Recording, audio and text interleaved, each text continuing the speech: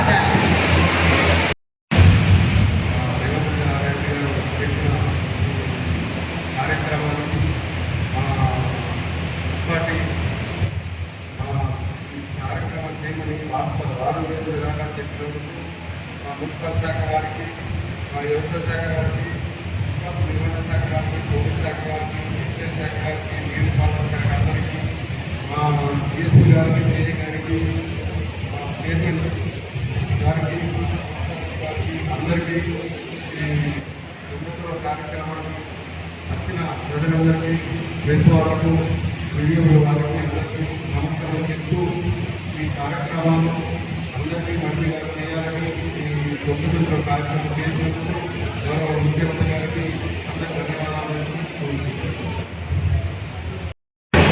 రెండవది సైబర్ నేరాలు విపరీతంగా ఉన్నాయి. ప్రతి ఒక్కరి దగ్గర స్మార్ట్ ఫోన్లు ఉంటున్నాయి. ఏదో ఒక రకంగా మిమ్మల్ని ఏ మనిషికి డబ్బులు కొట్టేస్తారు. అట్లాంటి సైబర్ నేరాల భాగంగా మీరు ఎట్టి పరిస్థితులు పడదు. మూడవది మాదక ద్రవ్యాలు, అది కళ్ళు కానీ లేకపోతే గంజాయి కానీ మన దగ్గర ఈ రెండే ఉంటాయి, కళ్ళు గంజాయి. ఈ రెండింటిని బట్టి మత్తు పదార్థాలకు కోరుకోకుండా మనం ఈ సమాజాన్ని పట్టించే ఈ మూడింటిని విస్తృతంగా ప్రజలను తీసుకెళ్ళి వాళ్ళకు అవగాహన ఇచ్చి దీన్ని దూరం చేసే క్రమంగా మనం మన శాంతి భద్రతను మెరుగుపరుచుకోవాలి.